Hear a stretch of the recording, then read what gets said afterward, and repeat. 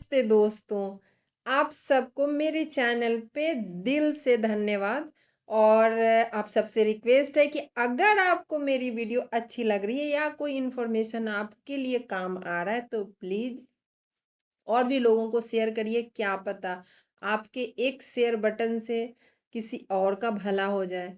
तो आप सबसे रिक्वेस्ट यही है। बाकी सब्सक्राइब करिए, लाइक करिए।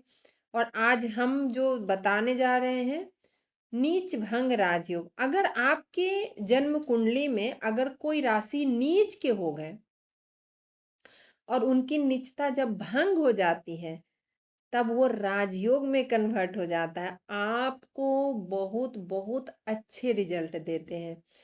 कोई राशि जब नीच का होता है तो तकलीफें, चैलेंजेज बहुत सारी उस प्लानेट से रिलेटेड रहती है। अगर वो भंग हो जाए तो वो राजयोग में कन्वर्ट हो जाता है। ठीक है, तो आज उसी की बात हम करेंगे। और पहले एक चीज और मैं बताऊं कि राशि, कोई भी राशि नीच के क्यों हो जाते हैं, क्योंकि पिछले जन्मों में हमने उस प्लानेट से रिलेटेड अच्छे काम नहीं किए हैं। हमने अगर मान लीजिए किसी का चंद्रमा नीच का हो गया, यानी माँ को अच्छे से सेवा नहीं किया, माँ का सम्मान नहीं किया, आ, पैसों के प्रति उसने अच्छे उसके भाव नहीं थे, दान पुण्य नहीं किया, क्योंकि जो चंद्रमा है वो लिक्विड कैश को भी बताता है। हो सकता है गलत तरीके से पैसे कमाए हों। तो बहुत सारी रीजन हो सकती है नीच होने के। अगर गुरु किसी के नीच हो गए तो उनको इस जन्म में बहुत सारे स्ट्रगल झेलने पड़ेंगे, बहुत ज्यादा काम करना पड़ेगा, क्योंकि गुरु की ब्लेसिंग नहीं मिलेगी। अगर गुरु की ब्लेसिंग मिल जाए तो सारे काम आसान हो जाते हैं। अगर आपको ब्लेसिंग नहीं मिलती है तो चैलेंजेस रहता है, काम करना पड़ेगा, क्योंकि आपने पिछले भाव में काम नहीं किया तो इस जन्म में तो आपको करना ही पड़ेगा ना। ये हमारे कर्म सिद्धांत है और कर्म सिद्धांत हर किसी के लिए लागू होता है। तो चलिए आज कुंडली में डिस्कस करते हैं कि नीच भंग राजयोग कैसे बनता है।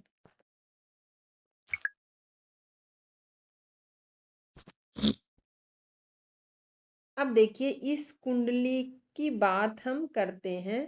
यहाँ पे आप देखिए कि जो बुध है, बुध जो हमारे 12th राशि में,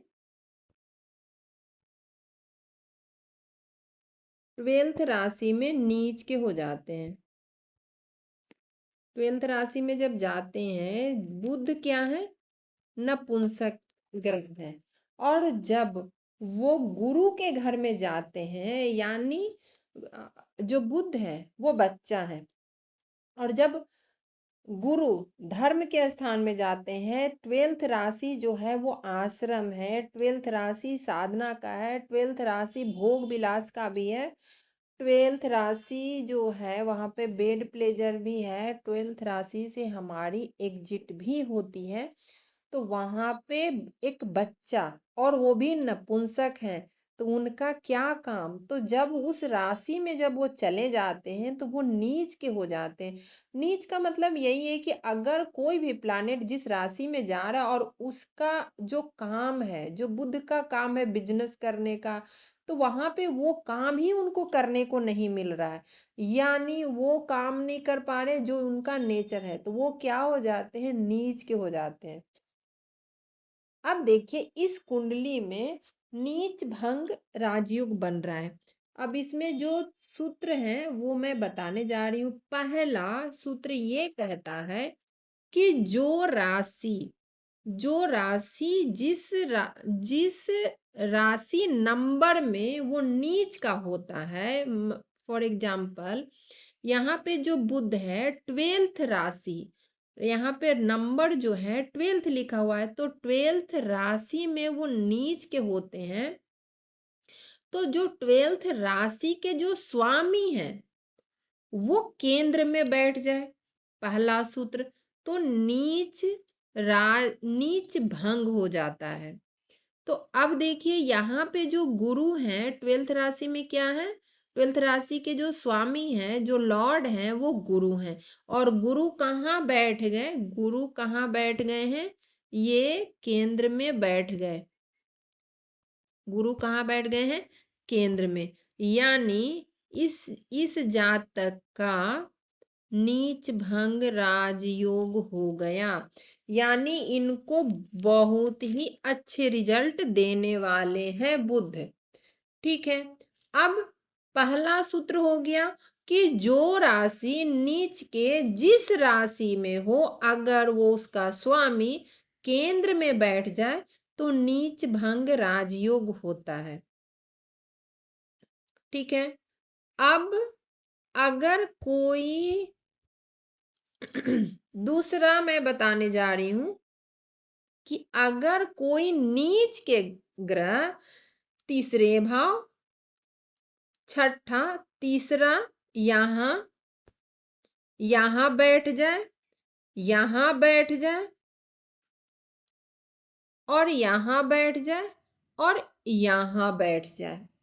अगर कोई ग्रह नीच के होके तीसरे भाव में बैठ जाए, छठे भाव में बैठ जाए, 8th भाव में बैठ जाए और 12th भाव में अगर कोई भी ग्रह बैठ जाए तो यहाँ भी नीच भंग हो जाता है। उस ग्रह का यहाँ पे भी नीच भंग हो जाता है। ध्यान से सुनिएगा, अगर कोई नीच के ग्रह, अगर मान लीजिए जो यहाँ बुध बैठे हैं, अगर बुध यहाँ 12th राशि लिखा होता, अगर बुध यहाँ बैठ जाते, बुध यहाँ बैठ जाते और यहाँ पे 12th राशि लिखा होता, तब भी वो नीच भंग हो जाता। अगर यहाँ 12 लिखा होता यानी यहाँ पे 11 आएगा, है ना, 10वां लग्न का कुंडली बनता और यहाँ पे अगर बुध बैठ जाते तब भी यहाँ पे नीच भंग होता। 2 रूल हो गया। अब हम तीसरे रूल के बात करते हैं। जिस राशि में जो ग्रह नीच के होते हैं वो राशि किस राशि में उच्च के होंगे? अगर वो स्वामी केंद्र में बैठ जाए या बलवान होके बैठ जाए तब भी नीच भंग राजयोग होता है। इस चार्ट में मैं आपको समझाने जा रही हूं कि यहाँ पे आप देखिए कि जो जो बुध हैं, बुध के जो स्वामी हैं, जो लॉर्ड हैं, वो गुरु हैं, है ना। और गुरु चौथी राशि में उच्च के होते हैं। चौथी राशि में क्या होते हैं? गुरु उच्च के होते हैं। और चौथी राशि के जो स्वामी हैं वो कौन होते हैं? चंद्रमा। वो कौन होते हैं? चंद्रमा।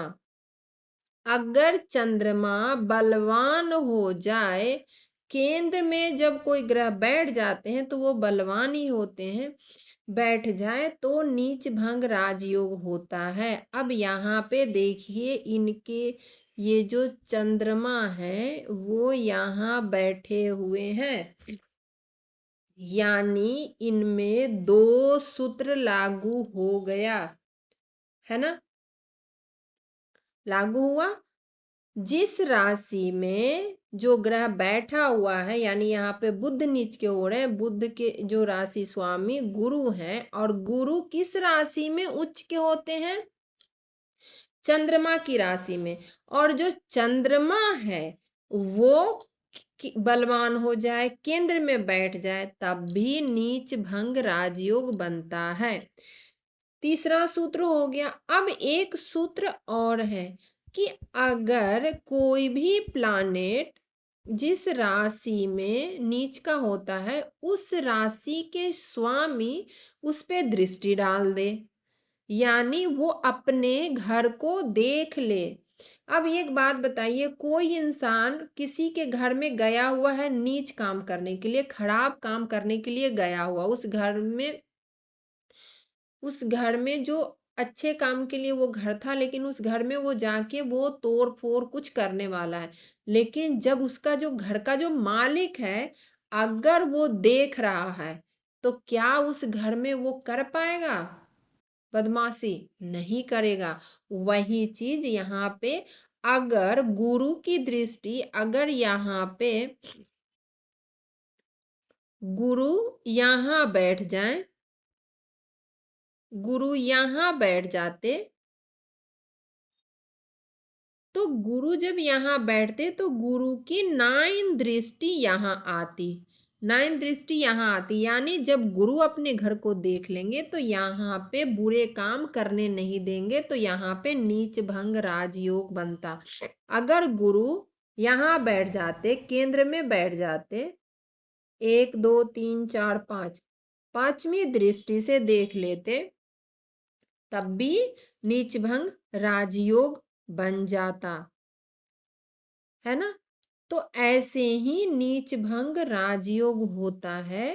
अगर किसी की कुंडली में अगर ये नीच भंग नहीं हो रहा है तो आपको क्या करना है, ये लॉजिक लगाना है कि जिसकी वजह से, जिस चीज की वजह से जो राशि का निचता भंग हो रहा है ना, तो आप अपने लाइफ में उस प्लानेट को स्ट्रॉन्ग करिए। मैं एग्जांपल देना चाहती हूँ, एक कुंडली है जिसमें मैं समझाने जा रही हूँ कि वहां पे निचता भंग नहीं हो रही है, तो उस इंसान को क्या करना चाहिए। अब यहाँ पे देखिए, गुरु जो है 10वीं राशि में नीच के हो जाते हैं।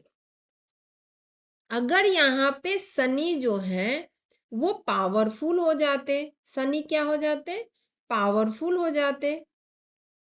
अगर शनि पावरफुल हो जाते तब तो यहाँ पे नीच भंग राजयोग होता, लेकिन यहाँ पे शनि पावरफुल नहीं है, क्योंकि यहाँ पे जो सैटर्न है वो अस्त हो रहे हैं।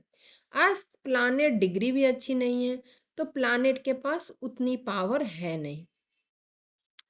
तो अब ये इस कुंडली में नीच भंग का कोई भी ना तो दृष्टि पड़ रही है, ना ये जो शनि है इनके जो लॉर्डशिप है वो उच्च के बैठे हुए हैं। शनि 7वीं राशि में उच्च के होते हैं ना, यहाँ पे इनके जो 10वीं राशि के जो 10वीं राशि के जो स्वामी शनि हैं, और शनि जो है वो लिब्रा में मतलब शुक्र के राशि में वो उच्च के होते हैं, लेकिन इस कुंडली में जो शुक्र हैं वो 8th भाव में बैठे हुए हैं, यानी शुक्र जो है वो डबल मार्केस करके बैठे हुए हैं। ये तो और कष्ट देने के लिए शुक्र बैठे हुए हैं, तो यहाँ पे नीच भंग राजयोग नहीं होगा।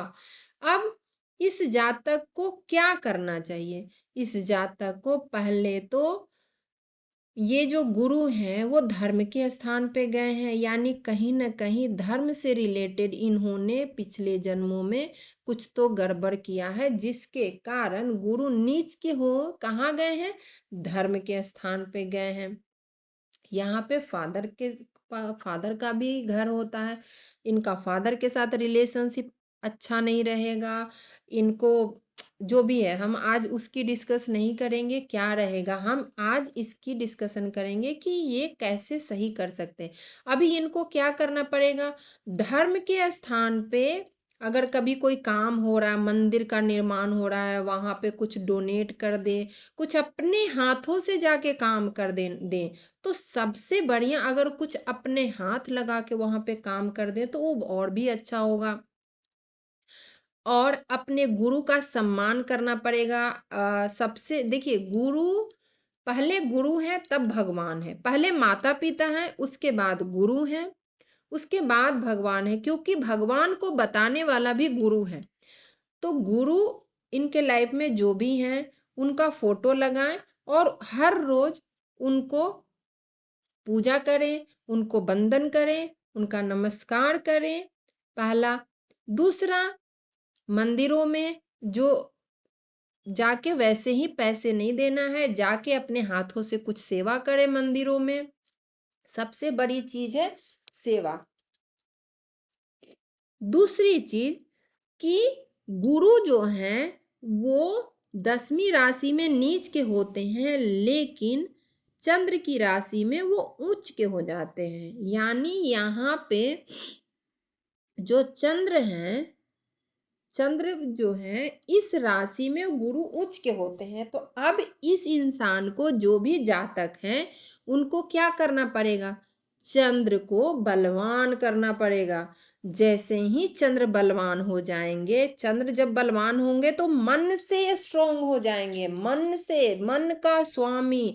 अगर आपका मन अच्छा है ना तो आप दुनिया के हर काम को अच्छे से कर सकते हैं। अगर आपका मन निगेटिव है तब आप कोई भी चीज़ों को अच्छे से नहीं कर पाएंगे। अगर मन प्रफुल्लित है, मन खुश है, तो आप अच्छे अच्छे चैलेंजेज को भी हंसते हंसते झेल लेंगे। तो क्या होगा, यहाँ पे चंद्र को, माँ को स्ट्रोंग करना पड़ेगा, माँ का सेवा करना पड़ेगा। उनसे रिलेटेड जो खाद्य पदार्थ है, जो खाने पीने की चीजें हैं, वो उनको खाना पड़ेगा, जिससे उनके चंद्र मजबूत होंगे। और जैसे ही चंद्र मजबूत होंगे तो जाहिर सी बात है, कुंडली में हो या ना हो नीच भंग, लेकिन उनके लाइफ में नीच भंग राजयोग बन जाएगा। क्योंकि कोई चीज अगर हमें जन्म से नहीं मिला है तो उस चीज को हम एक्वायर कर सकते हैं, उस चीज को हम अपने लाइफ में ला सकते हैं। तो ये बहुत ही अमेजिंग सॉल्यूशन है कि जिस राशि में जो ग्रह उच्च के होते हैं उनका आप उपाय करिए, ऑटोमेटिक आपका नीच भंग हो जाएगा। समझिए, जिस प्लानेट की वजह से नीचता भंग होती है और राजयोग में कन्वर्ट होता है, अगर वो कुंडली में नहीं बन रहा है तो कोई बात नहीं, आप अपने लाइफ में उस चीज को बलवान कर लीजिए। तो अगर आपके लाइफ में वो चीजें बलवान हो जाएगी तो आपको वो 100% रिजल्ट देगा।